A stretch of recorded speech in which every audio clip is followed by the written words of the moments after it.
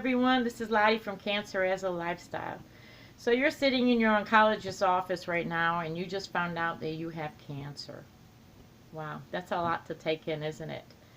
Well, I'm almost ashamed to tell you that when I found out, I did not understand what that meant. I was pretty stupid. And I approached it in a very flippant and carefree kind of way because I just didn't know what it was. I didn't know what cancer was. If I didn't know any people that had cancer, 11 and a half years ago. So I kind of approached my treatment in a way that I approached everything in life. We're going to have surgery, we're going to have chemotherapy, and that should be about 3 months. And then I'm going to just, go back to work and everything's going to be fine. And that's not what happened. And it took a long time for me to go back, almost twice as long for me to go back to work, and even then part-time.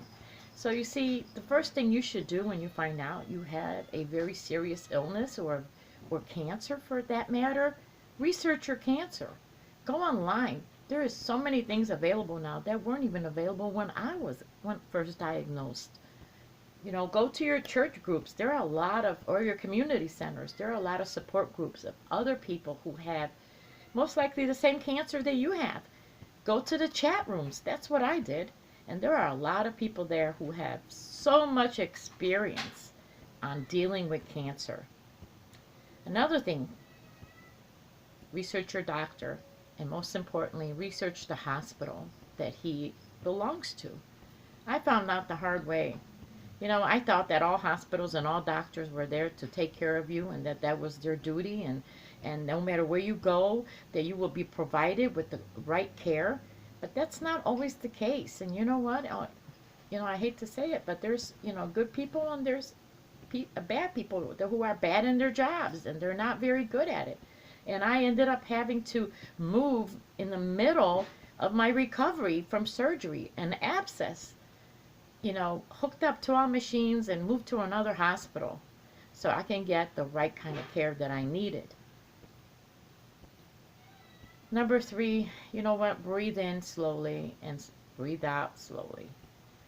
You just been handled a really traumatic thing. An overwhelming struggle is ahead of you. Embrace your family and your friends. Allow them into your life. Allow them to love on you and to serve you and take care of you. I've had my whole family come together. I had one sister-in-law who just took care of all my paperwork. She took care of my insurance, my FMLA papers, my work. I didn't have to deal with any of that. She took care of it all for me. Someone else took care of my prescriptions. Another family member came and cleaned my home.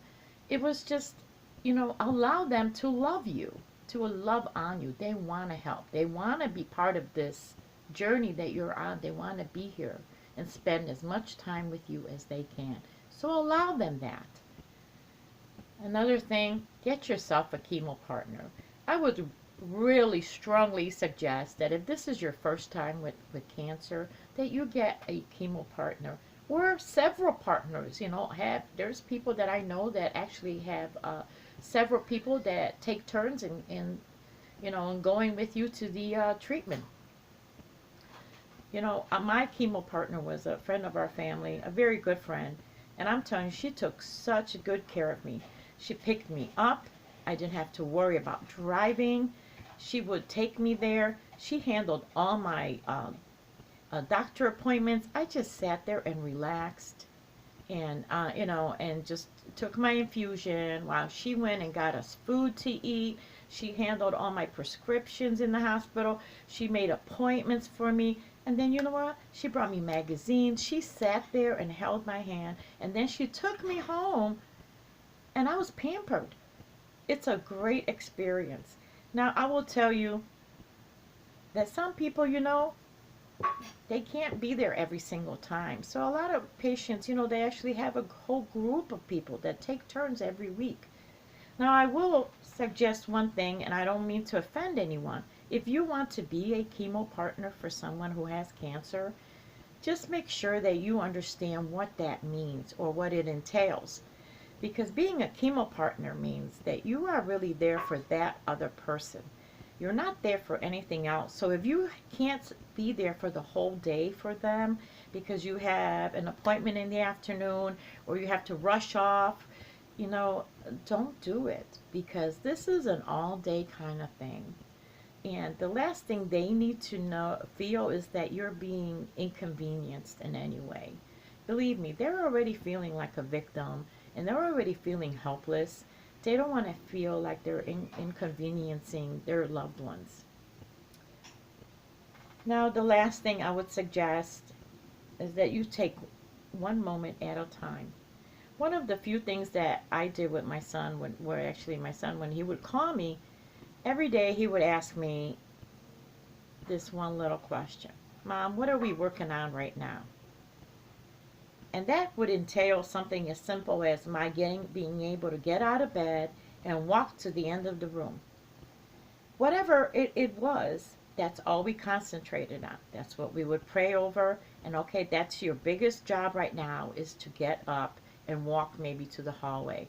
Or maybe your biggest job right now for today is to just be able to eat without being sick.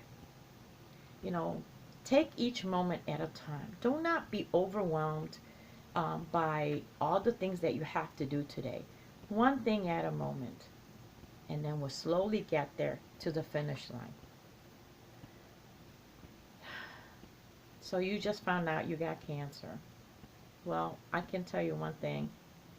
Don't despair.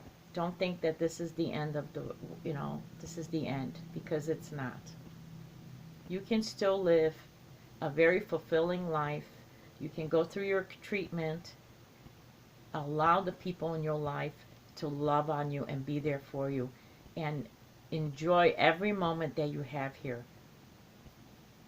Well, everyone, thank you so much for watching. If you haven't clicked the subscribe button, please do so. Comment below, hit the likes. Have a blessed day, everyone.